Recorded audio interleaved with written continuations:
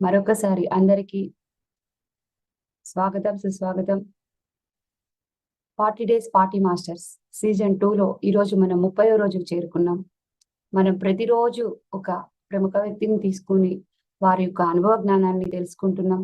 ఎందరో మహానుభావులు వారు చేసినటువంటి విశేష ధ్యాన సాధన, వారు చేస్తున్న ప్రచారము ఎంతో స్ఫూర్తిదాయకం. మనకి వస్తున్న మహిళామణులు ప్రతిరోజు వారు అంతకు ముందు ధ్యానంలోకి రాకముందు బయట ప్రపంచం అంటే తెలియదు, వారి పనిలో వారు ఉండేవారు. ఇప్పుడు వారు ధ్యానంలోకి వచ్చిన తరువాత విశేషంగా ధ్యాన ప్రచారం చేస్తూ ఎంతో ఎంతో ముందుండి ఎంతమందికో స్ఫూర్తిని ఇస్తున్నారు. ఈరోజు మనకి మండపేట నుంచి అన్నపూర్ణ గారు వచ్చారు.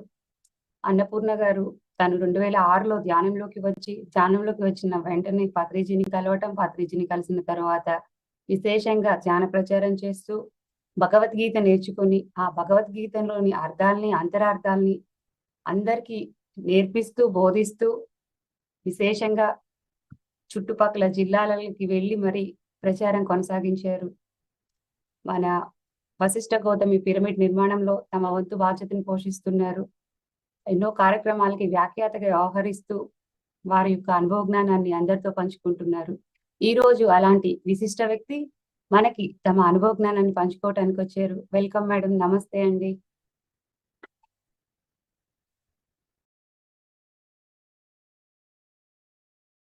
మేడం ఒక్కసారి అన్మ్యూట్ చేసుకోండి.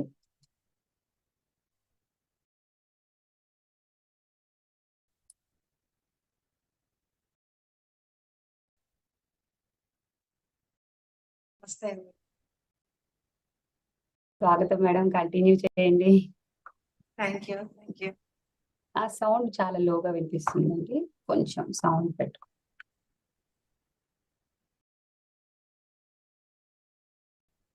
నా వాయిస్ లోనే ఉందా? ఇప్పుడు ఓకేనండి, కంటిన్యూ. Thank you. ముందుగా మన అందరం ఇలాగా కలుసుకోవడానికి, మన ఈ ఆనందానికి కారణమైన బ్రహ్మర్షి పితామహ పత్రిజీకి నా వేల కృతజ్ఞతలు తెలియజేసుకుంటున్నాను.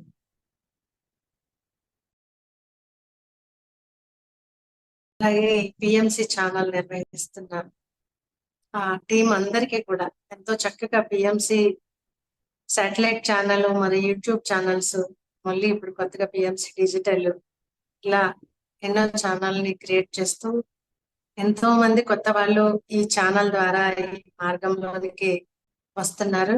మరి ఈ పిఎంసి ఛానల్ నిర్వహిస్తున్న నిర్వాహకులందరికీ కూడా హృదయపూర్వకంగా కృతజ్ఞతలు తెలియజేస్తాను. ఈ జూమ్ వేదికలో ఉన్న పిఎంసి డిజిటల్ ఛానల్లో ఉన్న మిత్రులకు, జూమ్ వేదికలో ఉన్న వాళ్ళకి, యూట్యూబ్ ద్వారా వీక్షిస్తున్న మిత్రులందరికీ కూడా నా హృదయపూర్వక ధన్యవాదములు. ఎంతో చక్కగా మరి అనిత గారు అందరినీ పరిచయం చేస్తూ ఈ పిఎంసి డిజిటల్ లో చక్కగా ముందుకు తీసుకెళ్తున్నారు. అనిత మేడం కూడా హృదయపూర్వకంగా ధన్యవాదాలు తెలియజేసుకుంటున్నాను. నా గురించి మరి మేడం పరిచయం చేశారు. నా పేరు అన్నపూర్ణ. నేను 2006లో ఈ ధ్యాన మార్గంలోకి రావడం జరిగిందండి. అప్పటి నుంచి నేను నిరంతరాయంగా ఈ యొక్క మార్గంలో కొనసాగుతూనే ఉన్నాను. అలాగే ఎప్పుడూ ఉత్సాహంగా, ఆనందంగానే ఉన్నాను. ఈ ధ్యాన మార్గాన్ని నేను తెలుసుకున్నప్పటి నుంచి కూడా ఎంతో ఆనందంతో ఉన్నాను. నా యొక్క ప్రయాణం గురించి మీ అందరికీ షేర్ చేసుకుంటాను. నేను 2006లో Mandapeta senior pyramid master Sudha madam ద్వారా ఈ ధ్యాన మార్గంలోనికి వచ్చాను. తర్వాత 2007లో బ్రహ్మర్షి పితామహ పత్రిజీది ఒక ధ్యానం ప్రోగ్రాం ఉంది అని తెలిసి రాజమండ్రికి వెళ్ళడం జరిగిందండి. అప్పటి వరకు నేను ఇంట్లోనే ధ్యానం చేసుకుంటున్నాను. అంటే ఇక్కడ అప్పట్లో ఇలాగా 1 డే వర్క్ షాప్స్ అని మనకి ఇవేమీ లేవు.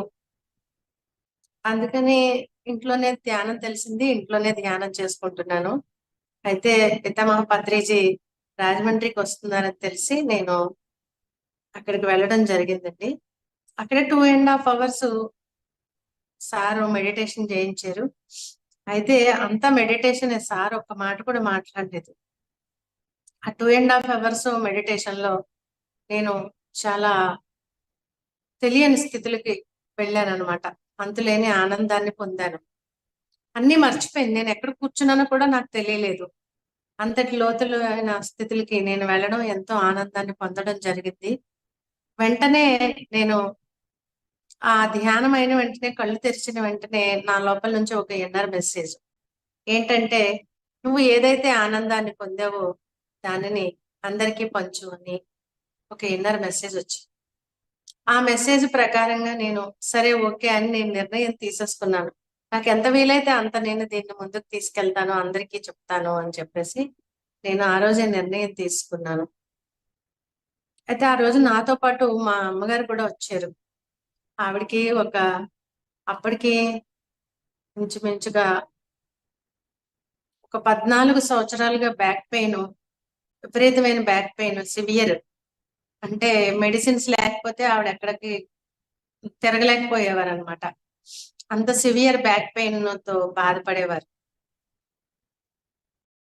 ఆ బ్యాక్ పెయిన్ వల్ల ఎక్కడికి తిరగడం చాలా కష్టంగా ఉండేది. మెడిసిన్స్ వాడితేనే తిరిగేవారు. లేకపోతే ఒక నెల మెడిసిన్స్ కి వెళ్ళలేదు అంటే తను ఇంకా బెడ్ మీద పడుకుని ఉండేది. అంత సివియర్ గా ఉండేది అనమాట తన పొజిషన్. ఇంకా చాలా చాలా హెల్త్ ప్రాబ్లమ్స్ ఉండేవి. షుగరు, బీపీ, ఈ ఆర్థరైటిస్, ఇంకా ఇలా ఎన్నో ప్రాబ్లమ్స్ ఉండేవన్నమాట. ఆ రోజు తన అమ్మని కూడా తీసుకెళ్ళడం జరిగింది. అక్కడ ధ్యానం చేసిన తర్వాత 2.5 hours ధ్యానం చేసిన తర్వాత అంతసేపు కుర్చీలో కూర్చుని లేవడమే కష్టం. అంతసేపు 2 గంటలు 3 గంటలు కుర్చీలో కూర్చుందంటే తనకు సపోర్ట్ లేకుండా లేవలేకపోయేది. అటువంటి అమ్మ ఆ రోజు అక్కడ ఓపెన్ గ్రౌండ్ లో క్లాస్ జరిగిందండి. తనంతట తను ఏ సపోర్ట్ లేకుండా లేచి నడవగలిగింది. మాకు కూడా మా నాన్నగారు కూడా వచ్చారు. డాడీ కూడా అది చూసి ఆశ్చర్యపోయారు. ఇంకా అప్పటి నుంచి అమ్మ ధ్యానం చేయడం మొదలు పెట్టింది.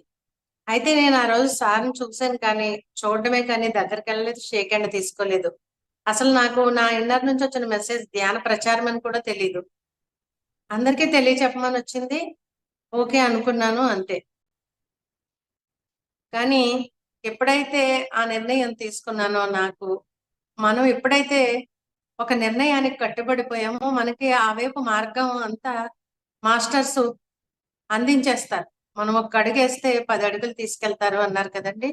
అలాగే మనం ఒక్కసారి ఆలోచించి మనం ఒక నిర్ణయం గాని తీసుకున్నామా, ఒక దృఢమైన నిర్ణయం, ఆ వైపుగా మాస్టర్స్ అంతా మనకి రెడీ చేసేస్తారు. అలాగే నా కోసం కూడా రెడీ చేశారు. వడ్డాది మాడుగుల విశ్వకాంతి పిరమిడ్ ఉంది కదా, వీరజగదీశ్వరి మేడం, ఆ మేడం నాకు పరిచయం అయ్యారు. ఆ మేడం పరిచయంతో నాకు ధ్యాన ప్రచారంలో భాగం అయిపోయింది నాకు తెలియకుండానే. ఆ మేడము పరిచయం తర్వాత మేడం అనేవారు, మీ అమ్మగారు ఊర్లో క్లాసులు పెట్టించు, మీ అత్త ఊర్లో క్లాసులు పెట్టించు, నేను వస్తాను క్లాస్ చెప్పడానికి అంటే అసలు నేను నో చెప్పడం అనేది నాకు తెలియదండి. సరే అమ్మా అనేదాన్ని అంతే. క్లాస్ పెట్టించేయడం. స్టార్టింగ్ నేనైతే పుట్టింది, మా అత్తవారు అమ్మగారు ఒకే ఊరండి. మేము మండపేటలో ఉంటాం కానీ ఇక్కడికి 8 kilometers దూరంలో మాది ఒక విలేజ్, రామవరం అనే గ్రామం. ఆ గ్రామంలోనే స్టార్ట్ చేశాను నేను ముందు 1 day workshops పెట్టించడం. ఆ మేడం ఎప్పుడైతే అలా చెప్పారో వెంటనే ఓకే చేసాను.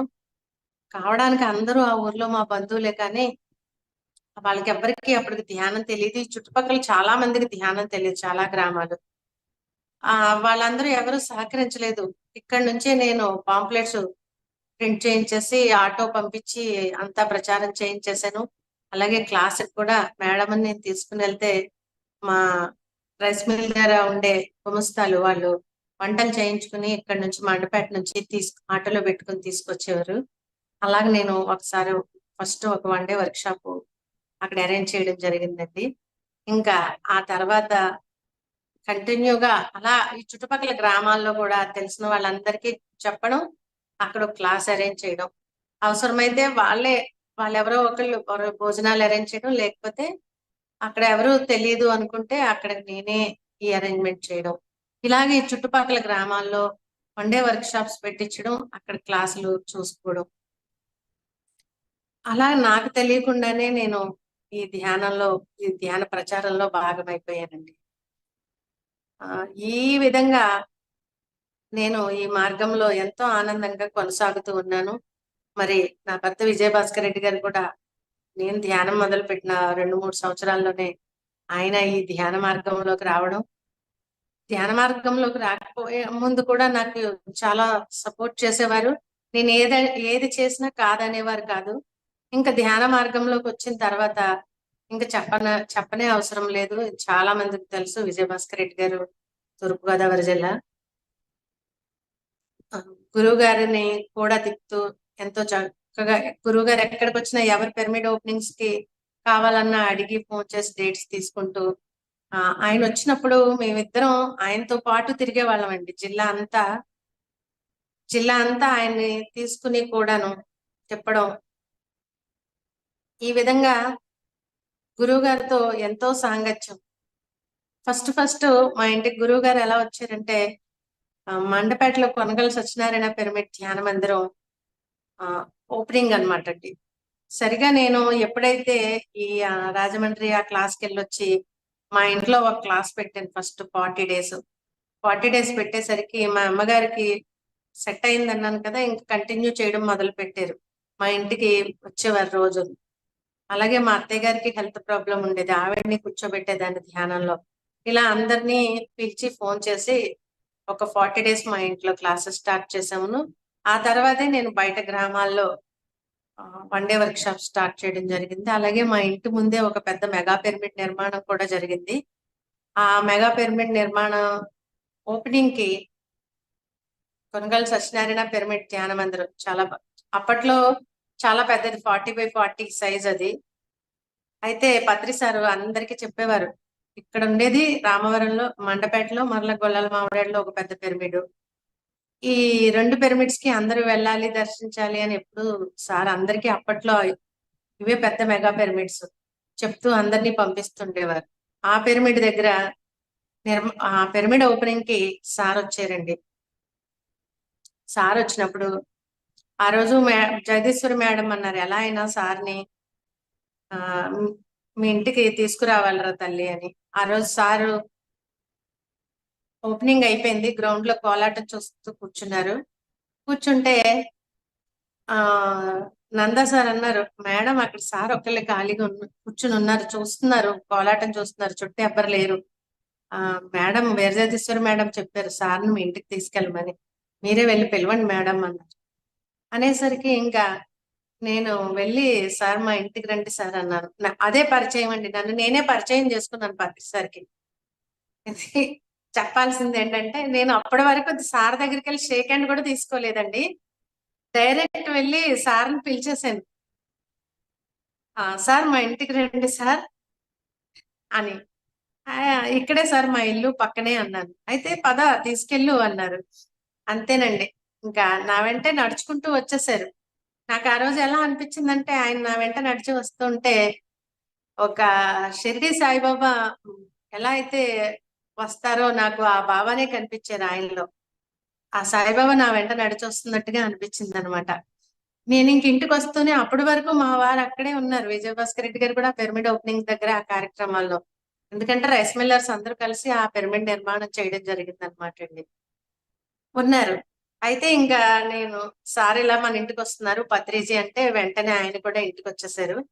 అయితే చాలా ఒక గంట సేపు ఎంతో మాకు బాగా అలవాటైన ఒక మిత్రుడిలాగా, ఒక గురువు లాగా అనిపించలేదు. మాతో ఒక గంట సమయం ఎంతో చక్కగా స్పెండ్ చేశారు ఆయన.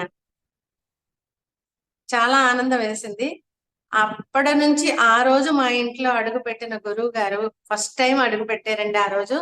ఇంకా అప్పటి నుంచి ఎన్నిసార్లు వచ్చారో నేను లెక్క చెప్పలేనండి, లెక్కే లేదు. అన్ని సార్లు మా ఇంటికి రావడం జరిగింది అనమాట. ఆ ఆ విధంగా గురువు గారితో నాకు సన్నిహిత్యం ఏర్పడింది. ఎందుకంటే ఎప్పుడు ఇంకా అక్కడి నుంచి చాలా సార్లు రావడం, ఇంక ఈ చుట్టుపక్కల గ్రామాల్లో కానీ ఎక్కడ కానీ జిల్లాలోనే మొత్తానికి తూర్పుగోదావరి జిల్లాలోనే ఇప్పుడు ఉమ్మడిగా ఉన్న విడిపోయింది 3 భాగాలు చేశారు కదా. ఆ ఉమ్మడి తూర్పుగోదావరి జిల్లా ఏదైతే ఉండేదో అప్పుడు అంతా మొత్తం ఎక్కడెక్కడ క్లాసెస్ కావాలన్నా, ఎక్కడెక్కడ పిరమిడ్ ఓపెనింగ్స్ కావాలన్నా అడిగి సార్‌ని డేట్స్ తీసుకోవడం. ఆయన ఒక రోజున్నా, 2 రోజులున్నా, 3 రోజులున్నా మేమిద్దరం మొత్తం పనులు ఇంకే పనులు పెట్టుకునే వాళ్ళం కాదు. ఆయన మొత్తం ఎన్ని బిజినెస్‌లు ఆ వ్యవహారాలన్నీ 3 రోజులు పక్కన పెట్టేసేవారు. నాకెవరు ఫోన్ చేయొద్దు అని చెప్పేసి 3 రోజులు ముందుగానే అన్ని వాళ్ళకి అప్పగించేసి సార్‌తో పాటు ఉండేవారనమాట. ఆ టైం అంతా మేమిద్దరం అలాగే గురువుగారితో తిరుగుతూ ఆయనతోనే సమయాన్ని స్పెండ్ చేసేవాళ్ళం. అదొక భాగ్యంగా భావిస్తాను నేను. ఇప్పుడు మనకి అవే మెమరీస్, ఆ యొక్క తీపి జ్ఞాపకాలు.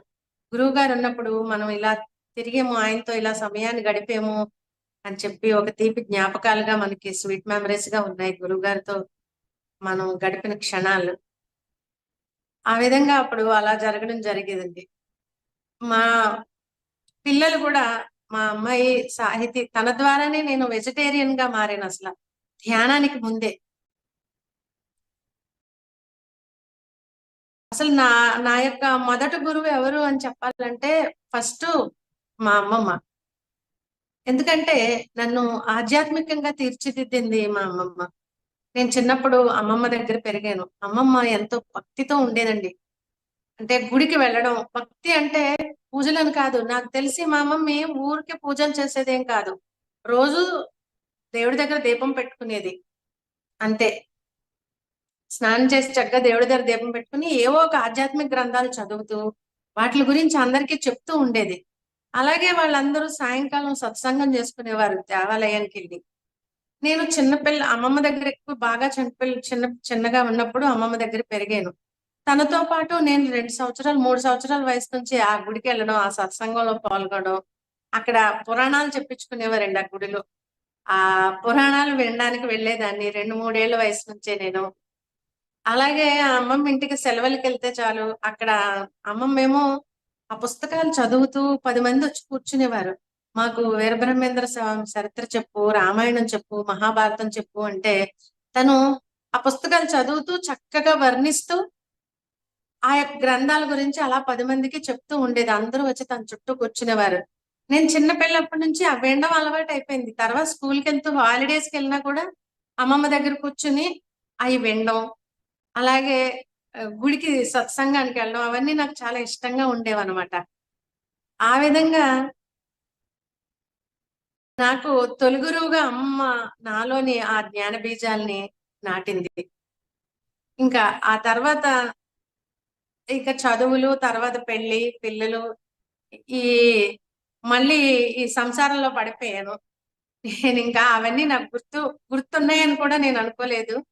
అయితే ఈ ధ్యాన మార్గంలోకి వచ్చిన తర్వాత నాకు మరలా అది ఏదైతే నేను చిన్నప్పుడు నాకేవైతే బీజాలు నాటిందో అవన్నీ నాకు గుర్తు రావడం మొదలు పెట్టాయి అనమాట అండి. అలా నా తొలి గురువు మా అమ్మమ్మ అయితే నా రెండో గురువు నా కూతురు సాహితి. ఎందుకంటే అమ్మమ్మ ఏమో ఆధ్యాత్మిక బీజాలను నాలో నాటింది. నా కూతురేమో నన్ను శాకాహారిగా మార్చింది. తనకి చిన్నప్పుడు చికెన్ ఫ్రాక్స్ వచ్చాయి 6 సంవత్సరాల వయసులో. గాలికొండలేస్తే మా అమ్మ అన్నారు దాన్ని తీసుకెళ్ళి అంటే మా అమ్మ చిన్న పుట్టుకతోనే శాకాహారండి. మా అమ్మమ్మ గారు వాళ్ళందరూ జీయర్ స్వామి భక్తులు. ఇప్పుడు త్రిదండి చిన్నజీయర్ స్వామి ఉన్నారు కదా, అప్పుడు పెద్ద స్వామి ఉండేవారు వాళ్ళ తాతగారు. ఆయన భక్తులు అనమాట. ఆ మంత్రం తీసుకుని వాళ్ళందరూ శాకాహారులుగా ఉండేవారు. అందుకని అమ్మకు కూడా అసలు పుట్టుకతోనే తనకి ఎగ్ టేస్ట్ కూడా తెలియదు అనమాట. శాకాహారి. ఆ అందువల్ల అమ్మ శాకాహారిగా ఉండదు. ఒక శాకాహారి గర్భాన నేను జన్మ తీసుకోవడం అనేది నా అదృష్టంగా భావిస్తాను నేను. అయితే నాకు కూడా చిన్నప్పటి నుంచి తినడం ఇష్టం ఉండేది కాదండి. కానీ అమ్మ బలవంతంగా అంటే నానమ్మ వాళ్ళ ఇంట్లో అందరూ మాంసాహారులు. మా నాన్నగారు కూడా మాంసాహారం తినేవారు. పాపం తను చాలా కష్టపడేది వండి పెట్టడానికి. మా ఇంట్లో చిన్నప్పటి నుంచి నేను ఈ వెజిటేరియన్ కి నాన్ వెజిటేరియన్ డిఫరెన్స్ కూడా చూసానండి. ఎందుకంటే ఆ పాత్రలు కూడా అమ్మ తను పుట్టుకతోనే వెజిటేరియన్, అమ్మమ్మ వాళ్ళ ఇంట్లో వెజిటేరియన్స్ వలన తను ఈ ఈ వెజిటేరియన్ వండే పాత్రలు వేరుగా పెట్టుకునేది. నాన్నగారికి చేసి పెట్టడానికి ఈ పాత్రలు వేరుగా పెట్టేది. కత్తిపీటలు కూడా 2 ఉండేవి మా ఇంట్లో. ఇదొకటి, అదొకటి. 2 కత్తిపీటలు ఉండేవి. చిన్నప్పటి నుంచి నేను ఆ డిఫరెన్స్ చూసాను. కాకపోతే నాకు ఇష్టం లేకపోయినా అమ్మ తను అలా ఇబ్బంది పడడం వల్ల నానమ్మ వాళ్ళ ఇంట్లో అలా పడకూడదని మాకు తినిపించడం మొదలు పెట్టేసింది. బలవంతంగా ఒక దెబ్బ వేసైనా తినిపించేసేది అనమాట. ఆ డిఫరెన్స్ అయితే నేను చిన్నతనం నుంచి చూసానండి. వెజిటేరియన్ కి నాన్ వెజిటేరియన్ పాత్రలు ఇప్పుడు మనం ధ్యానంలోకి వచ్చాక చూస్తున్నాము. మనం అవన్నీ తీసేసి వెజిటేరియన్ గా మారిన తర్వాత కొత్త పాత్రలు కొనుక్కుని కొత్త పాత్రల్లో వంట మొదలు పెడుతున్నాము. కానీ నేను బాల్యం నుంచి మా ఇంట్లో అదే జరిగింది. ఆ విధంగా నేను పెరిగాను అనమాట. అయితే మా అమ్మ పూర్తిగా వెజిటేరియనే, కానీ పూర్తిగా మా అమ్మది శాకాహార పూజ, మా అమ్మమ్మది నిరాకార పూజ. ఈ 2 చూసాను నేను. అమ్మేమో రోజు దేవుడికి పూజలు చేయడం, ఇంకా ఏవేవో నోములు, వ్రతాలు, ఇంకా ఎన్ని పూజలు అంటే అన్ని పూజలు చేస్తూ ఉండేది. ఎప్పుడూ ఆధ్యాత్మిక గ్రంథాలు చదవలేదు. మా అమ్మమ్మేమో పూజలు ఏం కాదు, రోజు దీపం పెట్టుకోవడం, సో ఆధ్యాత్మిక గ్రంథాలు ఎన్నో చదవడం, అందరికీ చెప్పడం. ఇలా 2 రకాలుగా ఈ 2 కూడా నేను చిన్నప్పటి నుంచి చూడడం జరిగింది. అయితే నా కూతురు ఎప్పుడో గాలికొండలు వేయడంతో అమ్మ ఎప్పుడును, అందుకే తను శాకాహారి అవడం వల్ల ఎప్పుడు అమ్మవారికి కోడిలు పట్టుకెళ్ళండి, ఇది చేయండి, అది చేయండి అని చెప్పేది కాదు. తనతోనూ అక్కడ దుర్గమ్మ సంబరం జరుగుతుంది కదా, నువ్వు తీసుకెళ్ళి ఒక అరటిపళ్ళుగా ఇప్పించు అని చెప్పింది. తీసుకుని వెళ్ళాను తన్ని. సాయంకాలం అయితే జనం ఎక్కువ ఉంటారు, రష్ గా ఉంటుంది కదా అని మధ్యాహ్నం ఉదయం 11 గంటలకు తీసుకెళ్ళానండి. అక్కడ కోడిల్ని మేకల్ని బలిస్తున్నారు. అది చూసి ఆ చిన్న పిల్ల విలవిల్లాడిపోయింది. తట్టుకోలేకపోయింది ఆ లైవ్ లో చూసేసరికి అలాగా. ఇంకా ఇంటికి వచ్చిన తర్వాత ఏం చెప్పిందంటే, అమ్మ నువ్వు నన్ను ఎప్పుడు అలాంటి ప్లేసెస్ తీసుకెళ్ళొద్దు, నన్ను ఎప్పుడు నాన్ వెజ్ తినమని కూడా నువ్వు బలవంతం చేయకు, నువ్వు నాకు బలవంతంగా పెడుతున్నావు, నాకు పెట్టకని చెప్పిందండి. ఆ 6 సంవత్సరాల పిల్ల, తనకి ఎంత, చూడండి ఎంత గ్రేట్ మాస్టర్. తను వెల్లుల్లి కూడా అంతే అండి, వెల్లుల్లి కూడా తినేది కాదు చిన్నప్పుడు. మరి మేము వెల్లుల్లి అన్ని తినే మాంసాహారం తినే కుటుంబాలు కదా. దాంతో పాటు వెల్లుల్లి కూడా బాగా తినేవాళ్ళం. పప్పులో ఇలా వెల్లుల్లి రేగ కనిపిస్తే, అమ్మ ఇది నా శత్రువు అమ్మ, దీన్ని ఎందుకేసావు ఇందులో అనేది. ఆ విధంగా తను ఉండేది అనమాట. ఇంకా నాకేంటి, తను నాన్ వెజ్ తిన్నంటుంది, కూరగాయలు కూడా సరిగ్గా తిందో ఎలాగా అనుకుని, అయినా నేను బలవంతంగా పెట్టడం ట్రై చేసేదాన్ని. మరి అజ్ఞానంతో ఉన్నాను కదా, అదే బలం అనుకుని. అప్పుడు తను ఏడుస్తూ ఉంటే నాకేమనిపించింది, ఓహో నా చిన్నప్పుడు అమ్మ కూడా ఇలాగే బలవంతంగా పెట్టేస్తే నాకు ఎంతో బాధగా అనిపించేది కదా, ఇది కూడా ఒక హింసే అని నా నుంచి అనిపించి, పిల్లల్ని కష్టపెట్టి బలవంతం పెట్టి పెట్టడం హింసే అవుతుంది కదా వాళ్ళు తినవంటుంటే అనుకుని, నాకుగా అనిపించి, అయితే నేను నీకు ఈ రోజు నుంచి నేను నీకు పెట్టను, నేను కూడా తినను, నేను వెజిటేరియన్ గా ఉంటాను నీకోసం, నువ్వు ఆకుకూరలు కూరగాయలు నేనేం చేసి పెట్టినా తినాలి అన్నానండి.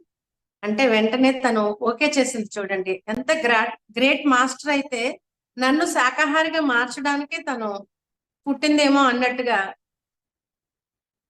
నాకు ఆ ఆ చిన్న పిల్ల ద్వారా నేను శాకాహారిగా మారడం జరిగింది. ఎప్పుడైతే నేను ఇంకా శాకాహారిగా మారానో ఆ తర్వాత నాకు ఈ ధ్యాన మార్గం అనేది అందింది. అంటే ఒక ఇదంతా ఒక ప్లానింగ్ ప్రకారం జరిగినట్టుగానే నాకు అనిపిస్తుంది. నా జన్మ, మన డిజైన్, గురువు గారు చెప్తారు కదా, మన డిజైన్ అంతా ఒక ప్లానింగ్ ప్రకారంగా ఉంటుందని.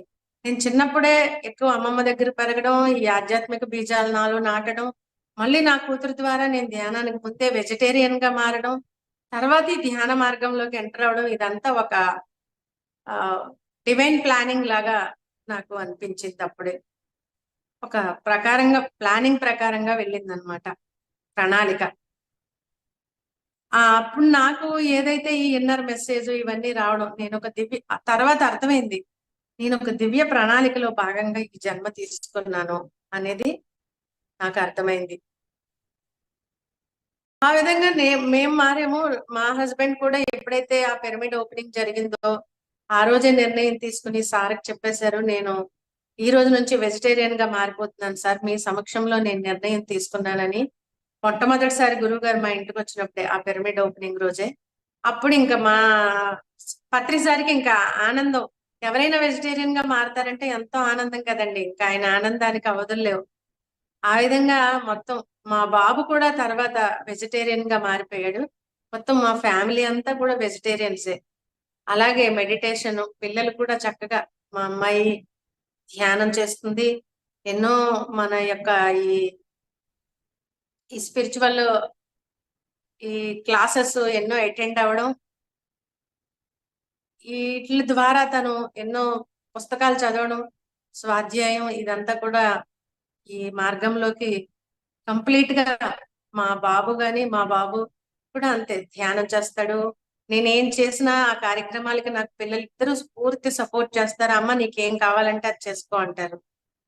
అంత చక్కటి సపోర్టు. మరి అలాగే మా అబ్బాయికి మ్యారేజ్ అయిందండి. మా కోడలు కూడా శాకాహారిగానే మా ఇంట్లో అడుగు పెట్టింది.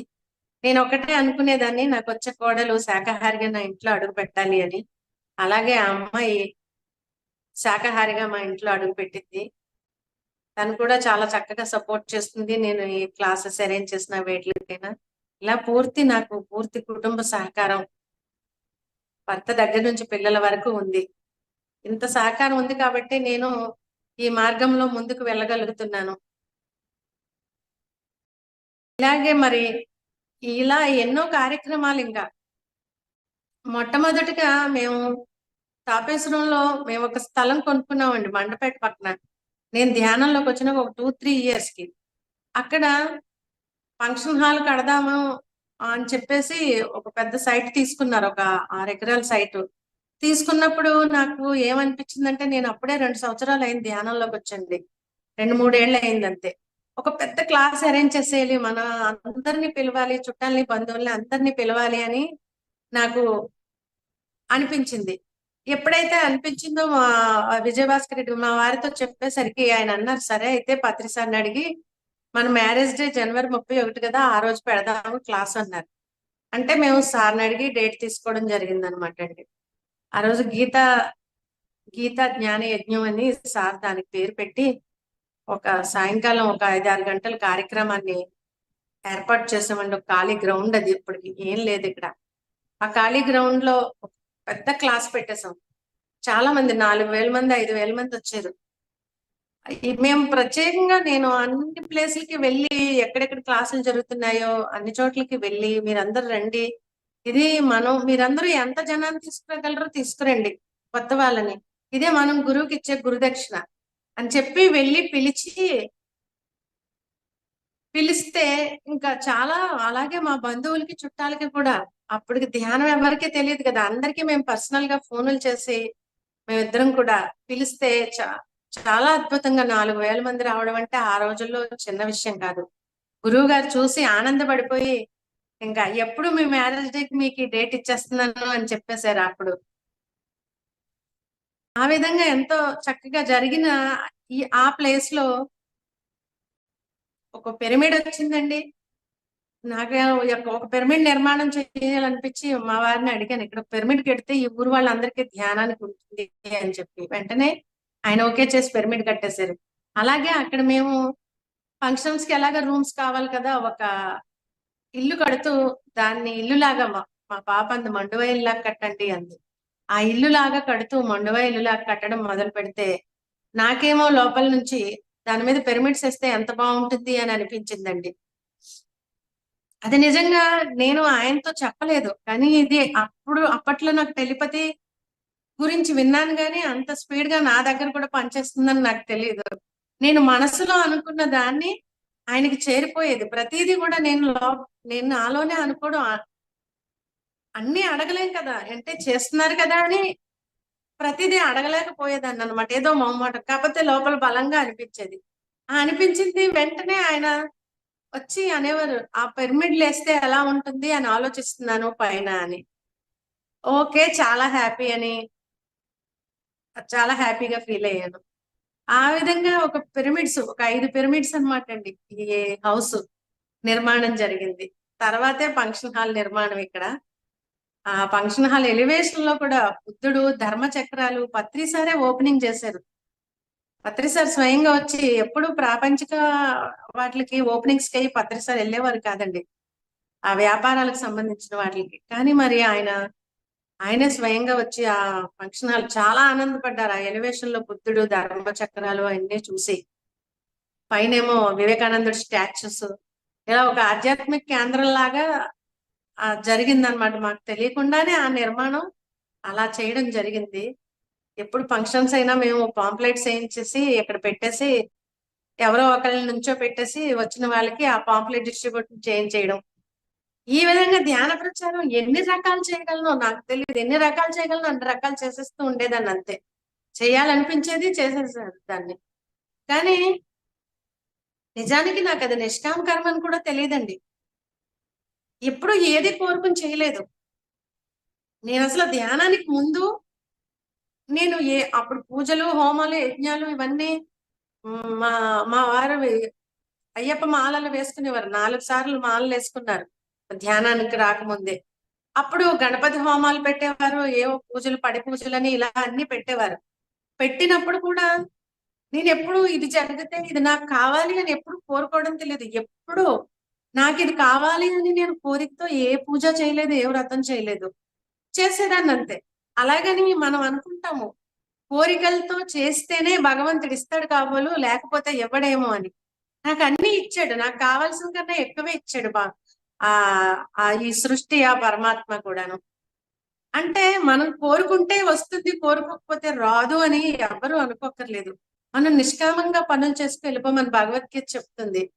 అంటే నేను ఈ తర్వాత ఇవన్నీ జరిగిన తర్వాత నేను భగవద్గీతలో కూడా భగవద్గీతను చదవడం జరిగిందండి నేను ధ్యాన మార్గంలోకి వచ్చిన తర్వాత.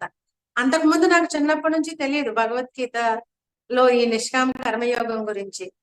కానీ నేను చేసేవన్నీ భగవద్గీత చదువుతూ ఉంటే అనిపించింది అనమాట, నాకు అర్థమైంది ఓహో నేను చిన్నప్పటి నుంచి నిష్కామ కర్మలే చేశాను అని చెప్పి. ఆ విధంగా నాకు తెలియకుండానే నాతో ఇవన్నీ చేయించబడ్డావి.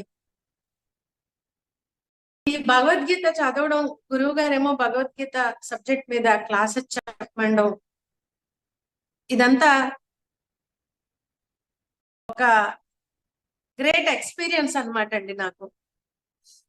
ఈ విధంగా నేను ఇక్కడ క్లాసులు ఇక్కడ ఒక పెద్ద క్లాస్ ఏర్పాటు చేసామని చెప్పాను కదా సార్ది. సార్ ఏం చేశారు, ప్రతి సంవత్సరం మీకే ఈ డేట్ ఇస్తానంటే, నేను 2వ సంవత్సరం ఏం చేశానంటే మా ఇంటి దగ్గర పిరమిడ్ ఉంది కదా, పెద్ద పిరమిడ్. ఆ పిరమిడ్ చుట్టుపక్కల వాళ్ళకి తెలియట్లేదు అని చెప్పేసి రెండోసారి నెక్స్ట్ సంవత్సరం మండపేటలోనే పెట్టేసుకున్నామండి క్లాసు. అప్పుడు కూడా నేను వెళ్ళి డోర్ టు డోర్ ఆ చుట్టుపక్కల వాళ్ళందరినీ బొట్టు పెట్టి పిలిచేసాం. సార్ దానికి లలితా ధ్యాన సప్తాహం అని పేరు పెట్టారు, లలితా ధ్యాన యజ్ఞం అని పెడితే, ఇంకా లలిత అనేసరికి లేడీస్ అందరూ ఇంట్రెస్ట్ చూపిస్తారు కదండి.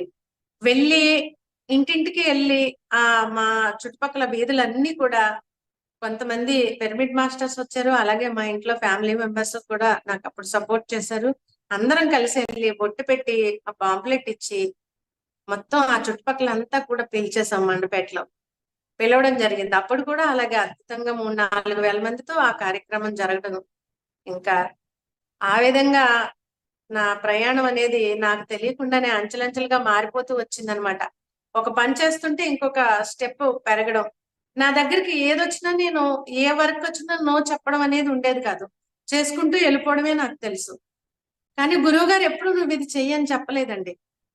నాకు తెలియకుండా నేను సార్ ఇది చేయాలనుకుంటున్నాను, ఓకే చేయండి మేడం అనేవారు, కానీ ఎప్పుడు మీరు ఇది చెయ్యండి అని నాకు చెప్పలేదు. ఈ విధంగానే నేను వశిష్ఠ గౌతమి వర్క్ లో కూడా వెళ్ళడం జరిగింది అనమాట అండి. వశిష్ఠ గౌతమికి కూడా నేను ట్రస్ట్ మెంబర్ గా జాయిన్ అవ్వడం, నా అంతటి నేనుగానే నా ఇన్నర్ మెసేజ్ ప్రకారంగానే, అప్పుడు కూడా ఇన్నర్ వాయిస్ ప్రకారంగా నేను వెళ్ళు వశిష్ఠ గౌతమికి జాయిన్ అవ్వు ఆ నిర్మాణానికి అంటే, అప్పటికి ఇంకా నిర్మాణం స్టార్ట్ అవ్వలేదండి, పునాదులు కూడా మొదలవ్వలేదు, స్థల సేకరణ జరిగిందంతే. అప్పుడు పత్రిజీతో నేను ఫోన్ చేసి నా ఇన్నర్ నుంచి ఇలా మెసేజ్ అనిపిస్తుంది నాకు. అప్పుడు మేనేజింగ్ ట్రస్టీగా జట్టి రాణి మేడం ఉండేవారు రాజమండ్రి. ఆ మేడం ఏమో నాకు మెసేజ్ పెట్టారు, పత్రి సార్ ఈ నెంబర్ లో ఉన్నారు, మీరు మాట్లాడండి అని చెప్పి. ఆ మేడంతో కూడా నేను అనలేదండి నాకు ఇలా అనిపిస్తుందని. కానీ వెంటనే నాకు ఆ మెసేజ్ వచ్చింది. మెసేజ్ వస్తే వెంటనే నేను ఫోన్ తీసుకుని సార్కి ఫోన్ చేసేసి, సార్ నాకు ఇలా ఉంది సార్ అన్నారు. వెంటనే వెళ్ళండి మేడం, రేపు మీటింగ్ జరుగుతుంది, వెళ్ళి జాయిన్ అయిపోండి అన్నారు. అంతే.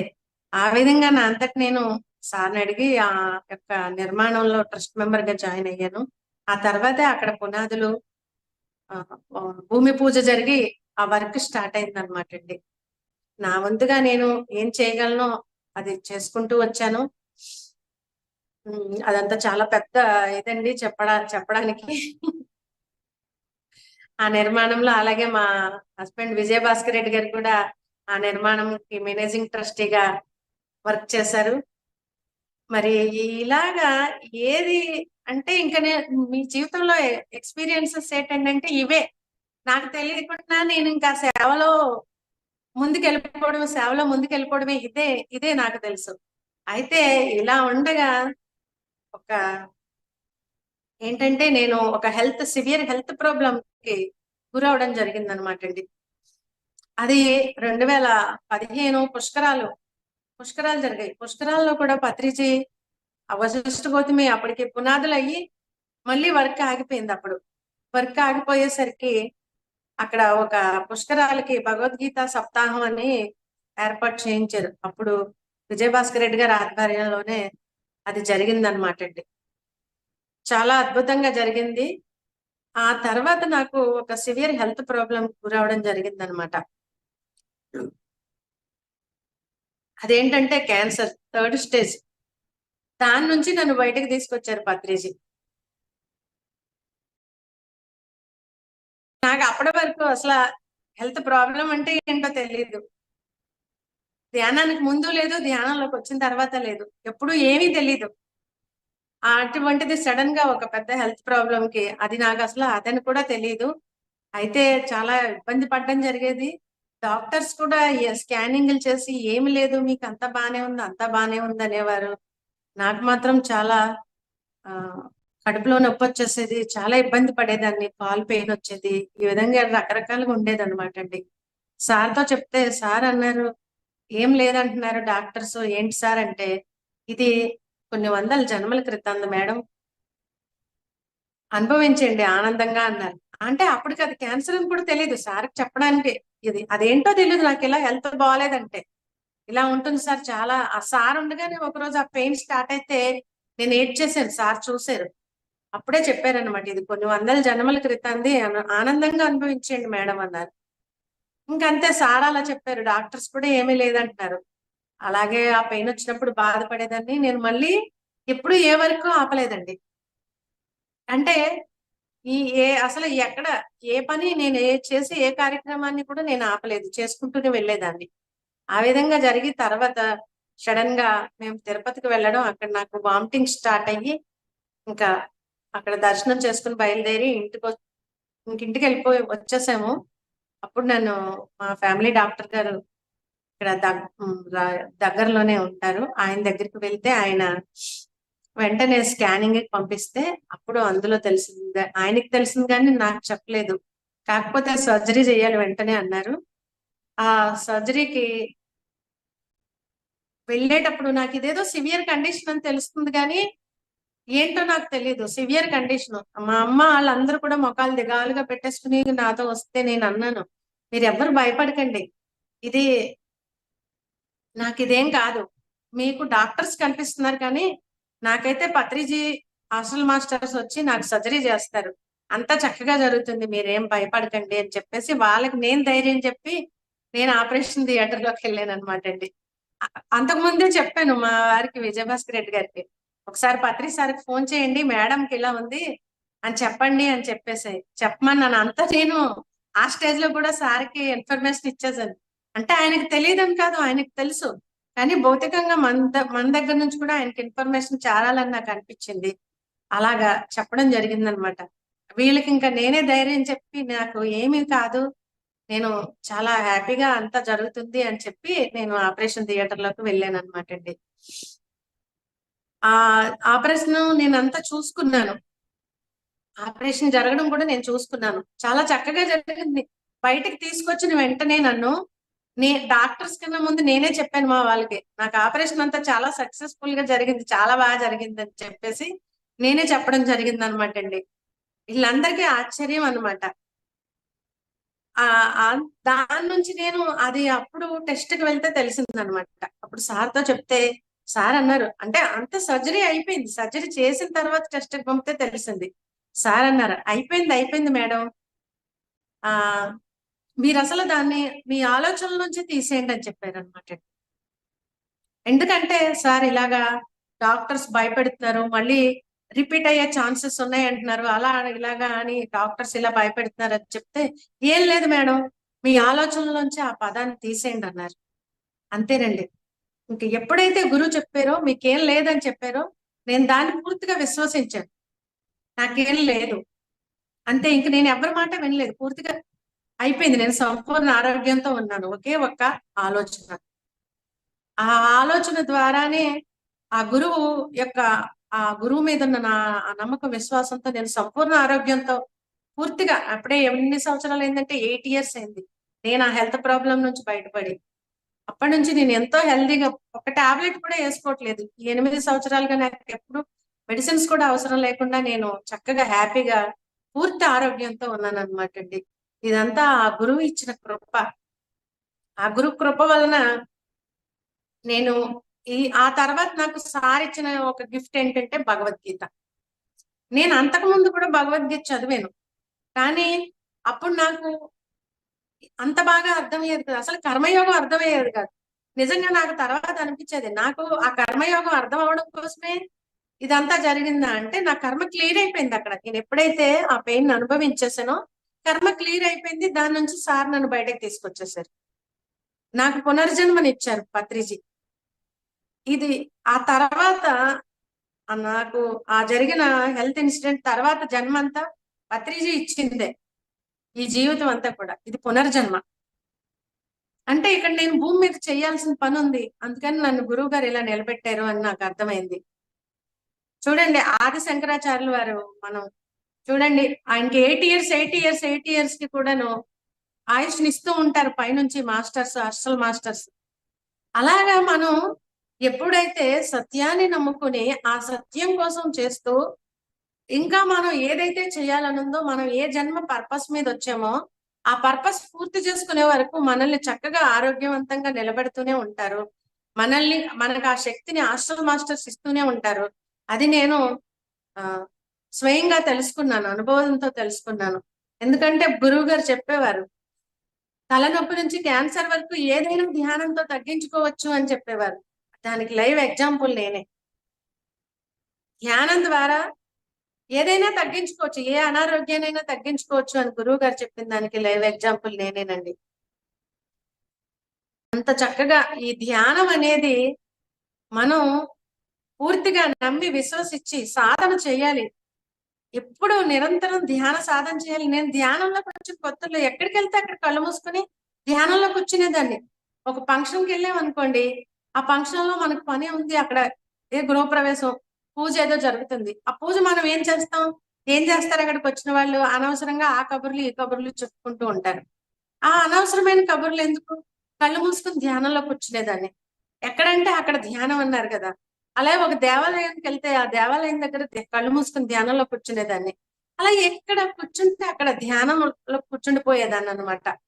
ఆ విధంగా ఈ ధ్యానం మనం ఎప్పుడు కూడా సాధన, నిరంతరం సాధన చేయాలి. స్వాధ్యాయం ద్వారా, సజ్జన సాంగత్యం ద్వారా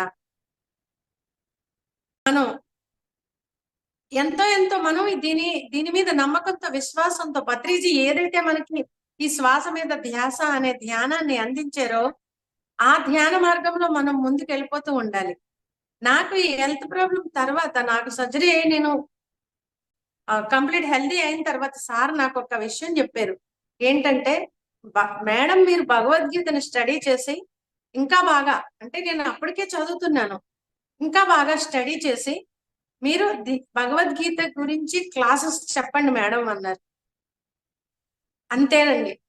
అప్పుడు మళ్ళా బుక్ తీశాను, తీస్తే నాకు అంతకు ముందు ఒక విధంగా అర్థమైతే నెక్స్ట్ లెవెల్లో నాకు భగవద్గీత అర్థం అవ్వడం స్టార్ట్ అయింది. గురువు అనుగ్రహం ఉంటే మనకు అన్ని అలాగే జరుగుతూ ఉంటాయి. ఆ గురువు యొక్క అనుగ్రహం వల్ల నేను ఆ భగవద్గీత శ్లోకాన్ని ఇలా చదివి దాని మీనింగ్ చదివేసరికి వెంటనే నేను దాన్ని ఎక్స్ప్లెయిన్ చేయగలగడానికి అతి సులభంగా అందులో ఉన్న జ్ఞానం అనేది నాకు అర్థమయ్యేది అనమాట. ఆ సార్ చెప్పిన తర్వాత అప్పటి నుంచి నేను ఆ క్లాసెస్ చెప్పడం ఇప్పుడు నిన్నటితోనే పూర్తయిందండి. నేను 18 అధ్యాయాలు సప్- సప్త ఋషి జూమ్ వాట్సాప్ ఛానల్ ఉంది, జూమ్. వాళ్ళ జూమ్ లో నేను 6 months నుంచి చెప్తున్నాను. 18 అధ్యాయాలు కావాలి మాకు అని అడిగారు వాళ్ళు. నిన్నటితోనే పూర్తయిందండి. అంటే ఎందుకంటే గురు పౌర్ణమికి మేము ఇక్కడ ధ్యాన యజ్ఞం పెడుతున్నాం తాపేశ్వరంలోనే, మా ఫంక్షన్ హాల్లో. ఇక్కడ పిరమిడ్ ఒకటి నిర్మాణం చేసామన్నాను కదా, దానికి విశ్వ సంతోషి పిరమిడ్ శక్తి క్షేత్రం అని పెట్టారు సార్ పేరు. అయితే నేను ఇప్పుడు విశ్వ సంతోషి పిరమిడ్ ధ్యానాశ్రమంగా మార్చేసుకున్నాను ఆ పేరుని. ఇక్కడికి ఎవరైనా 2 రోజులు 3 రోజులు ఉండి సాధన చేసుకోవాలన్నా ఆ ఫెసిలిటీస్ ఏర్పాటు చేస్తూ, వాళ్ళకి అవసరమైన ఆ భోజనం ఏర్పాట్లు, నిత్యాన్నదానం పెడుతూ, ఇక్కడ ఒక ఆశ్రమం లాగా, అంటే ఫంక్షన్ హాల్ సెపరేట్ అండి, దీనికి దానికి మధ్యన ఒక గోడ అడ్డు ఉంటుంది, గోడకి యువతల ఇది ఉంటుంది. ఈ ఆశ్రమాన్ని నేను చక్కగా ఇలా మార్చుకోవాలి అని చెప్పేసి ధ్యానాశ్రమంగా పేరు మార్చేసుకున్నాను. లాస్ట్ మొన్న గురు పౌర్ణమి నుంచి, అంతకు ముందు సార్ వచ్చినప్పుడు ఎన్నో క్లాసులు పెట్టాము ఆ ప్లేస్ లో, ఎన్నో క్లాసులు పెట్టాము. సార్ వచ్చినప్పుడు పెద్ద పెద్ద కార్యక్రమాలు. నవంబర్ 11, 2018లో సార్ పుట్టినరోజు చేయడం జరిగింది ఇక్కడ. అప్పుడు సుమారుగా 7-8 వేల మంది వచ్చారు. పెద్ద మెగా ర్యాలీ చేయడం జరిగింది. ఇలా ఈ అన్ని కార్యక్రమాలు ఎన్నో జరిగాయి. ఇప్పుడు నేను చెప్పిన హౌస్, పిరమిడ్స్ తో హౌస్ కట్టామని చెప్పాను కదండి, పత్రిజీ వచ్చినప్పుడల్లా ఈ ప్లేస్ లోనే స్టే చేసేవారు. చాలా ఇష్టం అనమాట పత్రిజీకి. ఎన్నో సార్లు ఇక్కడికి వచ్చి స్టే చేశారు. ఇక్కడ నుంచే ఎన్నో ఆధ్యాత్మిక కార్యక్రమాలు జరిగాయి ఈ జిల్లాలో. మరి ఈ ప్లేస్ ఆయన అంత ఎనర్జీ పెట్టిన ప్లేస్ కాబట్టే ఒక ధ్యానాశ్రమంగా ఇప్పుడు మార్పు చెందింది. నాకు ఇక్కడ మళ్ళీ క్లాసులు స్టార్ట్ చేయాలి, కరోనా తర్వాత ఇక్కడ కార్యక్రమాలు చేయట్లేదు అని చెప్పి నాకు 1 సంవత్సరం క్రితం అనిపించి, మరలా లాస్ట్ ఇయర్ గురు పౌర్ణమికి స్టార్ట్ చేశానండి నేను. గురు పౌర్ణమికి స్టార్ట్ చేసి క్లాసెస్ అరేంజ్ చేయడం. ఇంకా అప్పటి నుంచి అఖండ ధ్యానాలు పెట్టాను. దసరాలో 9 రోజులు అఖండ ధ్యానం పెట్టాను. అలాగే ఎన్నో 3 days work shops, 2 days work shops, ఇవన్నీ ఇక్కడ పెట్టడం జరిగింది. ఎన్నో 1 day వర్క్ షాప్స్. ఈ సంవత్సరంగా చాలా కార్యక్రమాలు ఇక్కడ జరగడం జరిగింది. ఈ గురు పౌర్ణమికి నాకు ధ్యాన యజ్ఞంలా పెట్టాలనిపించింది అనమాట అండి. ఎప్పుడైతే అనిపించిందో వెంటనే అనౌన్స్ చేసేసాను. పాపం మా వారు చాలా మంచివారండి, ఆయనకి చెప్పకుండానే నేను అనౌన్స్ చేసేసాను. లాస్ట్ ఇయర్ శివప్రసాద్ గారి 2 days వర్క్ షాప్ జరిగింది ఇక్కడ. జరిగితే అప్పుడు అనిపించింది, అంతకు ముందు నుంచే ఉంది కానీ సడన్ గా నిర్ణయం తీసేసుకుని ఆ క్లాసులు జరుగుతున్నప్పుడు అనిపించి నేను అనౌన్స్ చేసేసాను. వెంటనే ఆయన కూడా, మా హస్బెండ్ కూడా పక్కనే ఉన్నారు. వెంటనే ఓకే అలా చేద్దాము, అందరూ కలిసి బాగా చేద్దామని చెప్పేసి ఆయన కూడా మాట్లాడి వెంటనే చెప్పారు. అంటే నేను ఏది ఇలా నా మనసులో అనిపిస్తే చేసేసుకుంటూ వెళ్ళిపోతానండి. పాపం మా ఇంట్లో వాళ్ళందరూ నాకు సహకరించుకుంటూ వచ్చేస్తారు. ఒక్కొక్కసారి చెప్తాను ముందు, ఒక్కొక్కసారి చెప్పకుండానే నిర్ణయం తీసేసుకుంటాను. అలా నిర్ణయం తీసుకున్నా కానీ ఏమనరు. వాళ్ళ పూర్తి సహకారం నాకు ఇచ్చుకుంటూ వాళ్ళు చేయాల్సిన వరకు వాళ్ళు చేసుకుంటూ వెళ్ళిపోతారు. అలాగా ఇప్పుడు ఈ గురు పౌర్ణమికి 2 రోజులు 20-21 గురు పౌర్ణమి జ్ఞాన యజ్ఞం అని 2 రోజులు పెట్టాను. ఎంతో చక్కగా ఈ ఏర్పాట్లు జరుగుతూ ఉన్నాయి. మరి మీ ఈ జూమ్ సెషన్ లో కానీ యూట్యూబ్ ఛానల్లో వీక్షిస్తున్న మిత్రులు ఎవరైనా రావాలనుకుంటే ఇక్కడికి రావచ్చు. అలాగే మన పిఎంసి లైవ్ లో కూడా వస్తుంది, లైవ్ కూడా ఇస్తున్నాము. ఏమో ఇదంతా ఆ గురువు గారే చేయించుకుంటున్నారు, నాకేం తెలియదు. నేనైతే ఏం లేదు, నిమిత్త మాత్రాల్ని, ఒక ఇన్స్ట్రుమెంట్ అంతే. నేను ఈ జన్మలో నేను ఒక ఇన్స్ట్రుమెంట్ లాగా చేసుకుంటూ సరెండర్ అయిపోయాను పూర్తిగా. నేను ఎప్పుడో నా అంతరాత్మకి సరెండర్ అయిపోయాను. భగవద్గీత చెప్తుంది శరణాగతి పొందమని చెప్తుంది. ఆ శరణాగతి అనేది నేను నా అంతరాత్మకి సరెండర్ అయిపోయాను, ఆ గురువుకి సరెండర్ అయిపోయాను. ఆ గురువు ఏం చెప్తే అది, నా అంతరాత్మ ఏం చెప్తే అది చేసుకుంటూ వెళ్ళిపోవడమే నా పని. ఇంకెక్కడ అంటే నా మనసుకు తావలేదు, నేను ఒక ఇన్స్ట్రుమెంట్ అనుకుంటున్నాను అంతే. అలా సరెండర్ అయిపోయాను ఈ విశ్వానికి. మరి నా చేత ఏం చేయించుకోవాలనుకుంటే అది చేయించుకుంటారు. ఆ గురువు గారు గాని ఆ పరమాత్మ గాని ఇంకా వారి ఇష్టం అనుకుంటాను అంతే.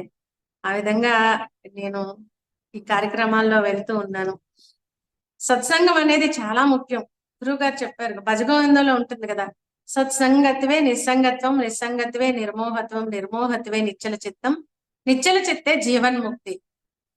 సత్సంగత్వే నిస్సంగత్వం, నిస్సంగత్వే నిర్మోహ నిర్మోహ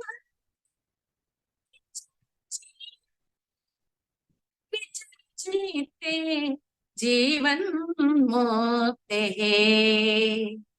భజ గోవిందం భజ గోవిందం గోవిందం భజ మూఢమతే.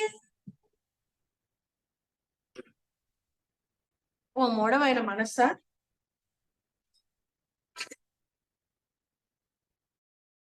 ఏం చెప్తుంది? ఏం చెప్తున్నారు ఆది శంకరాచార్యుల వారు? ఓ మూఢమైన మనస్సా, నువ్వు సత్యంతో సాంగత్యం చేయి, నీ ఆత్మతో సాంగత్యం చేయి. మనం దేంతో సాంగత్యం చేయాలి? దేహంతో సాంగత్యం కాదు. మనం ఏం చేస్తున్నాము? దేహంతో సాంగత్యం చేస్తున్నాం. మనం ధ్యానం అంతర్ముఖం తెలియక ముందు దేహంతో సాంగత్యం చేయడం వల్లనే దుఃఖం, ఈ దుఃఖంలో ఉండిపోయాము. అందుకని ఏం చెప్తున్నారు ఆది శంకరాచార్యుల వారి భజగోవిందం ద్వారా? సత్యంతో సాంగత్యం చేయి ఓ మూఢమైన మనసా, నీ ఆత్మతో సాంగత్యం చేయి. ఆత్మే సత్యము, ఆత్మే నిత్యము, ఆత్మే శాశ్వతము. భగవద్గీత కూడా అదే చెప్పింది కదండి అర్జునుడికి. ఏం బోధించింది? ఆత్మే శాశ్వతము అంది. అశోచ్యాన్ అన్వతో సత్వం ప్రజ్ఞావాదాంచ భాససే గతాసూన అగతాసూంచ నాను శోచంతి పండితాహ అన్నాడు. అంటే నువ్వు దేని గురించి ఏడుస్తున్నావు? ఇక ఏడవడానికి ఏముంది? నువ్వు ఏడవడానికి ఏముంది? దుఃఖించడానికి ఏముంది ఇక్కడ? ఈ దేహం నశించిపోయేదని తెలుసు, ఈ దేహం కోసం ఏడుస్తావా? ఆత్మ శాశ్వతంగా ఉంటుందని మనం అంతర్ముఖమైన తర్వాత ఆత్మ, నేను ఒక దివ్యాత్మని అని తెలుసుకున్న తర్వాత ఆత్మ శాశ్వతమైనదని తెలుసు. దేని గురించి ఏడుస్తావు? ఆత్మ శాశ్వతమైనది, ఆత్మ గురించి ఏడుస్తావా? శాశ్వతమైన దాని గురించి ఏడాల్సిన అవసరం లేదు. దేహం అశాశ్వతం అని తెలుసు. పుట్టిన వాళ్ళందరూ మరణిస్తున్నారు. మరణిస్తున్నప్పుడు ఇంక దాని గురించి ఎందుకు ఏడవాలి? ఈ దేహం, పుట్టిన ప్రతి మనిషి మరణిస్తున్నారు అని తెలిసినప్పుడు దాని గురించి ఎందుకు ఏడవాలి? ఈ నశించిపోయే దేహం గురించి ఎందుకు ఏడుస్తావు? ఏడవలసిన అవసరం లేదు. శాశ్వతమైన ఆత్మ గురించి ఏడవలసిన అవసరం లేదు. దేని గురించి దుఃఖిస్తావు అర్జున? నువ్వు ఇక్కడ పండితుడిలాగా మాట్లాడుతున్నావు, ఓ పక్కన పామరుల్లాగా ఏడుస్తున్నావు. పండితుల్లాగా గొప్ప గొప్ప వాక్యాలు పలుకుతున్నావు, ఓ పక్కన పామరుల్లాగా ఏడుస్తున్నావు అని కృష్ణుడు చెప్తాడు కదండి భగవద్గీతలో. ఇక్కడ దుఃఖించాల్సింది ఏమీ లేదు. దేనికి దుఃఖించని వాడే పండితుడు, ఒక ఆత్మజ్ఞాని అని చెప్తాడు. అందుకని మనం ఆత్మతో సాంగత్యం చేయాలి. సత్సంగత్వే నిస్సంగత్వం. ఎప్పుడైతే మనం సత్యంతో ఆత్మతో సాంగత్యం చేశామో అప్పుడు మనం నిస్సంగంలో ఉంటాము. దేనితో? మనస్సుతో. మన దేహంతో నిస్సంగత్వం. ఎందుకంటే మనం దేహ భావంలో ఉన్నాము. ఈ దేహమే నేను అనుకుని భ్రమలో ఉన్నాం కాబట్టి ఆ భ్రమ మనల్ని దుఃఖాలకు గురి చేస్తుంది. కాబట్టి ఈ దేహమే నేను అని భ్రమ నుంచి బయటకు రావాలి. ఈ మనస్సే నేను అనే భ్రమ నుంచి బయటకు రావాలి. ఈ రెండిటితోనూ మనం డిటాచ్మెంట్ తో ఉండాలి. ఎప్పుడు దేహ భావన, నేను దేహాన్ని, ఈ దేహం కోసమే అన్ని చేస్తున్నాను, ఈ మనస్సు కోరికల వెంట పరుగులు పెట్టిస్తూ ఉంటుంది, దుఃఖాల్లోకి తీసుకెళ్తూ ఉంటుంది. అందుకని ఆ మనస్సు నుంచి, ఇంద్రియాల నుంచి, ఈ దేహ భావన నుంచి డిటాచ్మెంట్ కావాలి. మనం దేటిలతో అటాచ్ అయి ఉన్నామంటే దేహంతో అటాచ్ అయి ఉన్నాం, మనస్సుతో అటాచ్ అయి ఉన్నాం, ఇంద్రియాలతో అటాచ్ అయి ఉన్నాం. అలా ఉన్నంతసేపు నీకు దుఃఖమే మిగులుతుంది. ఏదైతే సత్యం ఉందో, ఆత్మే సత్యమో, ఆత్మని పట్టుకున్నప్పుడు నువ్వు దుఃఖం నుంచి విముక్తిని పొందుతావు, విడుదలని పొందుతావు. అందుకని సత్సంగత్వే నిస్సంగత్వం. నీ ఆత్మని పట్టుకున్నప్పుడు నీకు ఈ దేహంతో, ఈ మనస్సుతో, ఈ ఇంద్రియాలతో నిస్సంగత్వం ఏర్పడుతుంది, డిటాచ్మెంట్ వస్తుంది. ఆత్మే సత్యం అనుకున్నప్పుడు సత్సంగత్వే నిస్సంగత్వం, నిస్సంగత్వే నిర్మోహత్వం. అప్పుడు నీలో ఉన్న మోహము, ఈ అన్నిటి పట్ల అటాచ్ అయి ఉన్నప్పుడు మనలో వ్యామోహం వస్తుంది. మితిమీరిన కోరికలు మనల్ని పరుగులు పెట్టిస్తూ ఉంటాయి ప్రపంచం వైపు. ఎప్పుడైతే మనం ఆ సత్యంతో సాంగత్యం చేసి ఈ దేహంతో మనస్సుతో డిటాచ్ అయి ఉన్నామో అప్పుడు మనలోని మోహం నశిస్తుంది. నిస్సంగత్వే నిర్మోహత్వం, నిర్మోహత్వే నిశ్చల చిత్తం. అప్పుడు నీ చిత్తం నిశ్చలంగా అవుతుంది. మన చిత్తం ఎప్పుడు నిశ్చలం అవుతుంది? ఆ మోహం నశించినప్పుడు, ఈ శరీరంతో మనస్సుతో ఇంద్రియాలతో డిటాచ్ అయి ఉన్నప్పుడు మోహం నశిస్తుంది. మోహం నశించినప్పుడు మన చిత్తము నిశ్చలంగా మారిపోతుంది. ఆ నిశ్చల చిత్వమే జీవన్ముక్తి అన్నారు. నిర్మోహత్వే నిశ్చల చిత్తం, నిశ్చల చిత్వే జీవన్ముక్తి. అప్పుడు నువ్వు ఆ విధంగా నువ్వు జీవితం ఉన్నప్పుడు నువ్వు జీవించి ఉండగానే ముక్తిని పొందుతావు. అంటే ఈ దుఃఖాల నుంచి విడుదలను పొందుతావు. మనకి అందుకని మోక్షానికి మార్గం ఏది అంటే అంతర్ముఖ సాధన. అంతర్ముఖ సాధన ద్వారానే మనం ఈ దుఃఖాల నుంచి, ఈ బంధాల నుంచి విముక్తిని పొందుతాము. అంటే ఈ దేహ బంధము, మనస్సు యొక్క బంధము, ఇంద్రియాలతో అటాచ్మెంట్, మనం వీటితో పూర్తిగా అటాచ్ అయిపోయి ఉన్నాం కాబట్టి దాని నుంచి మనం ఎప్పుడైతే మన యొక్క దృష్టిని అంతర్ముఖం చేసుకున్నామో నీ దృష్టిని బట్టే సృష్టి మారుతుంది అన్నారు పత్రిజీ. ఎప్పుడైతే మన దృష్టి మారిందో, ఈ బాహ్యం వైపు కాకుండా అంతరం వైపు మన దృష్టి మారిందో, ఆ అంతర్ముఖ సాధనలో మనం ఎప్పుడైతే ఆత్మతో అనుసంధానం అయ్యామో, నేను ఒక దివ్యాత్మ స్వరూపాన్ని అని తెలుసుకున్నామో, అప్పుడు నీ యొక్క సమస్త జీవితము మారిపోతుంది. మన దృష్టి మన లోపలికి మారింది బాహ్యం నుంచి. ఎప్పుడైతే దృష్టి మారిందో అప్పుడు మన సృష్టి కూడా మారిపోతుంది. మన పన్ను, మన జీవితం కూడా మారిపోతుంది. అద్భుతమైన జీవితం. ఆనందం ఎక్కడుందండి? ఆనందం ఎక్కడుంది? మన లోపల ఉంది. నేను మొట్టమొదటిగా ఆ ధ్యానంలోకి వచ్చినప్పుడు ఆ ఎక్స్పీరియన్స్ ద్వారా ఆనందాన్ని పొందాను. ఏంటి? అంతులేని ఆనందం. ఇంత ఆనందం ఉంటుందా ఈ ధ్యానంలో? ఏమీ లేకుండా, పైసా ఖర్చు లేకుండా కళ్ళు మూసుకుని కూర్చుంటే ఆనందాన్ని పొందేస్తున్నాము కదా. ఆ ఆనందం కోసమే ఎంతో మంది ఎలా పరుగులు పెడుతున్నారు, ప్రపంచం వైపు పరుగులు పెడుతున్నారు, ఎంతో డబ్బు ఖర్చు పెడుతున్నారు. ఎక్కడికి వెళ్తే ఆనందం దొరుకుతుందో, ఎక్కడికి వెళ్తే మనం సంతోషంగా ఉంటామో, తృప్తి పొందుతామో. అసలు ఈ క్యాన్సర్ కంటే పరమే ఇదైన క్యాన్సర్ ఏంటంటే అసంతృప్తి అండి. మనుషులను అసంతృప్తి అనేది మన దేహాన్ని క్యాన్సర్ లో తొలిచేస్తుందట. ఆ అష్టవక్ర గీతలో ఓషో గారు చెప్తారు, అంత భయంకరమైనది అసంతృప్తి. అటువంటి అసంతృప్తితో బతుకుతున్నారు జనమంతా, దుఃఖంతో బతుకుతున్నారు. సంతృప్తి లేకపోవడం వల్లే దుఃఖం వస్తుంది. ఎప్పుడైతే నువ్వు ఆత్మని ఫుల్ఫిల్ ఎప్పుడవుతుంది? మనం పూర్ణత్వానికి ఎప్పుడు వస్తాము?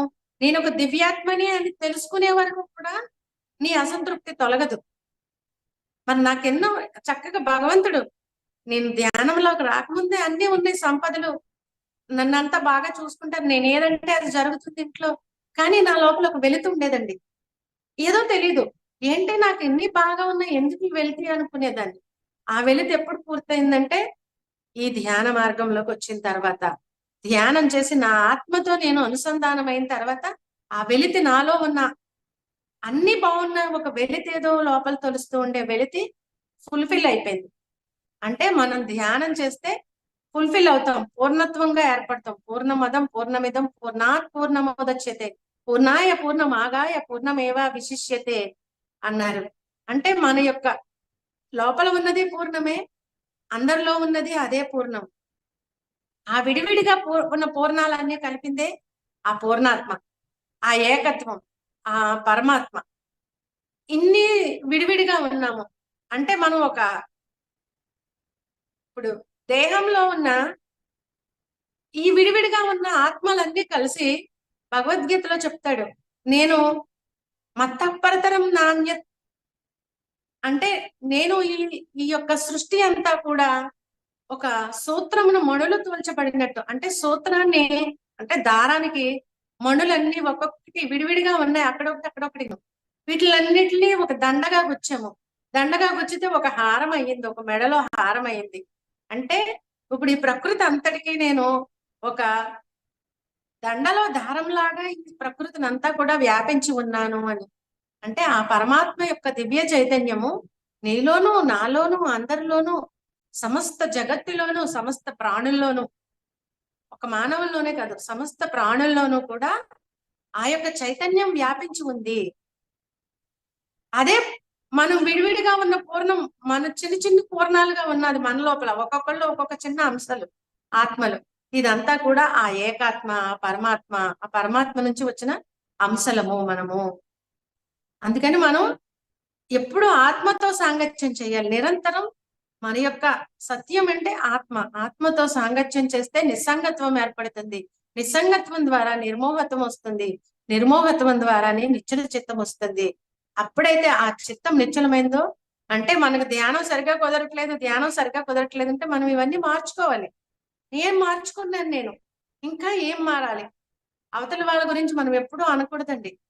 మనలో మార్పు గురించి నేను ఇంకా ఏం తెలుసుకోవాలి, నేను ఇంకా మారాల్సింది ఏముంది, ఎందుకు దుఃఖం వస్తుంది నాకు ఇంకాను, నేను ధ్యానం చేస్తున్నాను అయినా కూడా నాకు ఎందుకు దుఃఖం వస్తుంది, ఇంకా నాలో లోపాలు ఏమున్నాయి. ఎప్పుడు సెల్ఫ్ చెక్ చేసుకుంటూ ఉండాలి. నిరంతరం మనల్ని మనం మార్చుకుంటూ, మనలో లోపాలని సరిచేసుకుంటూ, ఏదైతే మనం ఎంతో మంది ద్వారా ఆ జ్ఞానాన్ని పొందుతున్నామో, ఆ జ్ఞానం ద్వారా మనం తెలుసుకున్నామో దాన్ని ఆచరణలోకి తీసుకుంటూ, ధ్యాన సాధన ద్వారా, ఆచరణ ద్వారానే మనలో మార్పు వస్తుంది. అప్పుడు మనం ఆధ్యాత్మిక సేవలు, ఆ ధ్యాన శక్తితో మనం పొందిన జ్ఞానంతో గనక ఆధ్యాత్మిక సేవలు చేస్తూ ఉంటే ఆ జీవితమే పార్వతి, సరస్వతి, లక్ష్మిగా ఆ 3 శక్తులు మనలోనే ఉన్నాయి. ఆనందంగా జీవిస్తాం. ఆ లక్ష్మీ వైభోగం అనేది మనలో వస్తుంది. ముందు పార్వతిని, శక్తిని పెంచుకోవాలి, తర్వాత జ్ఞానాన్ని, సరస్వతిని, ఆ జ్ఞానాన్ని పొందాలి. అప్పుడు సేవలు, లక్ష్మీదేవి సేవ చేస్తేనే మన జీవితానికి పరమావధి, పరమానందం. అదే మన గురువు గారు మనకి అందించిన గొప్ప జ్ఞానము. ఈ జ్ఞానాన్ని ప్రతి ఒక్కరూ అందుకుని, ప్రతి ఒక్కరు కూడా ఈ మార్గంలో ముందుకు వెళ్ళాలని, అందరం కూడా గురువు గారు ఏదైతే లక్ష్యం, ధ్యాన జగత్, శాకాహార జగత్, పిరమిడ్ జగత్, ఈ మూడింటిని చేయాలనుకున్నారో మనందరం కూడా ఆయన యొక్క వారసులుగా దీన్ని ముందుకు తీసుకెళ్తూ, మన తండ్రి యొక్క లక్ష్యాన్ని మనం ముందుకు తీసుకెళ్ళాలి. ఇదే మనందరి యొక్క లక్ష్యంగా భావించుకోవాలి. మాస్టర్స్, టైం అయిపోయినట్టుంది madam. Yes ma'am. Thank you master, thank you. అందరికీ నా యొక్క హృదయపూర్వక ధన్యవాదాలు తెలియజేస్తున్నాను. అలాగే నేను చెప్పాను కదండి, ఇప్పుడు గురు పౌర్ణమికి 2021 ఇక్కడ తూర్పుగోదావరి జిల్లా మండపేట పక్కనే తాపేశ్వరం వేడుక ఫంక్షన్ హాల్లో 20 మధ్యాహ్నం 3 గంటలకు స్టార్ట్ అవుతుంది. ఎన్నో కార్యక్రమాలు, జ్యోతి ప్రజ్వలన, అలాగే తెల్లవారుజాము ప్రాతకాల సంగీత ధ్యానం, మరో రోజు 21 అంతా కార్యక్రమాలు, రాత్రి పౌర్ణమి ధ్యానం 9 to 12 అక్కడ వరకు కార్యక్రమాలు జరుగుతాయి. మీకు వీలైన వాళ్ళు తప్పకుండా అందరినీ రావాలని ఆహ్వానిస్తున్నాను. అలాగే పిఎంసిడి ఛానల్లో కూడా వస్తుంది, వీక్షించవచ్చు. Thank you masters, thank you Brahmarshi Pitamaha పత్రిజీకి వేల కృతజ్ఞతలు తెలియజేసుకుంటూ థ్యాంక్ యూ అండి. క్లాస్ చాలా బాగా చెప్పారండి, మెసేజ్లు పెట్టుకున్నారు. మీ గురించి నాకు కొంచెం తెలుసు కానీ ఇంత పూర్తిగా ఈ రోజు అంటే ఇంకా చాలా ఉంది, కానీ మా ప్రేక్షకుల కోసం మీరు మీ అమూల్యమైన సమయం ఇచ్చి మీ అనుభవాలు అద్భుతంగా చెప్పారు. మన క్యాన్సర్ రావటానికి అసంతృప్తి అన్నీ ఉంటాయి నిజంగానే, కానీ ఆ తెలియని అసంతృప్తి ధ్యానంకి రావటానికి ప్రేరణ. ఆ తర్వాత ఎలాంటివి వచ్చినా కానీ మనం ఆ తగ్గించుకున్న తర్వాత ఆ అనుభవం పంచుకోవటం అన్నది కూడా చాలా గొప్ప విషయం అండి. మన గురువు గారు ఇచ్చిన స్ఫూర్తితో మీకు ఒక గురువుగా, ఒక మిత్రుడిగా, ఒక తండ్రిగా ఆయన చూపించిన దాన్ని అందరి మీద చూపిస్తారు ఆ ప్రేమ. దాన్ని మీరు తీసుకున్న విధానం, మీ కుటుంబం గురించి చెప్పినది అంతా చాలా అద్భుతంగా ఉందండి. మన PSSM లో ఎన్నో ధ్యాన కుటుంబాలు, ఆ ధ్యాన కుటుంబాల్లో ఎందరో ఆదర్శ జంటలు, వారిలో మీది ఒకటి. మీరు ఏదన్నా విజయభాస్కర్ రెడ్డి గారు ఎస్ అనటము, విజయభాస్కర్ రెడ్డి గారు మీరు కలిసి చేసే ఎన్నో గుప్తదానాలు, ఇవన్నీ అందరికీ తెలిసిన మీ తెరిచిన పుస్తకం లాగా మీ అనుభవాలన్నీ పంచుకున్నారు. హృదయపూర్వక ధన్యవాదాలు మీ విలువైన సమయం ఇచ్చినందుకు. Thank you madam, thank you అండి, థ్యాంక్ యూ మాస్టర్స్. ప్రతి ఒక్కరి జీవితం ఎందరికో ఆదర్శప్రాయం. ఈ రోజు మేడం ఇప్పటి వరకు చెప్పిన తన అనుభవాలన్నీ మనం తప్పనిసరిగా అందరికీ షేర్ చేద్దాం. ఎందుకంటే మనం రోజు ఒక మాస్టర్ వస్తున్నారు, వారు చెప్తున్నారు, అనుభవాలు తీసుకుంటున్నాము, మనం ఏం ఆచరిస్తున్నాం అన్నది మనకి మనం తెలుసుకోవాలి అంతే. భగవద్గీత తెలుసు మేడంకి, ముందు తెలుసు, తర్వాత తెలుసు. ఆ తర్వాత తనలో వచ్చిన చూడండి, మొదటి నుంచి నిష్కామంగా ఉన్నప్పటికీ తర్వాత వచ్చినప్పుడు తన సార్ సూచించిన తర్వాత ఎలా ఉంది ఏమిటి అన్నది. మనం ఎంత విశేషంగా ధ్యాన సాధన చేసుకుంటూ, స్వాధ్యాయం చేసుకుంటూ, మనకు ఉన్న అనుగుణంగా వాటిని మలుచుకుంటూ మనం ప్రయాణం చేస్తూ ఉంటే అన్నీ మనకి అనుభవంలోకి వస్తాయి. Thank you masters. Evening chit chat with global masters లో 4 గంటలకి మళ్ళా కలుద్దాం. అప్పటి వరకు సెలవు. నమస్కారం.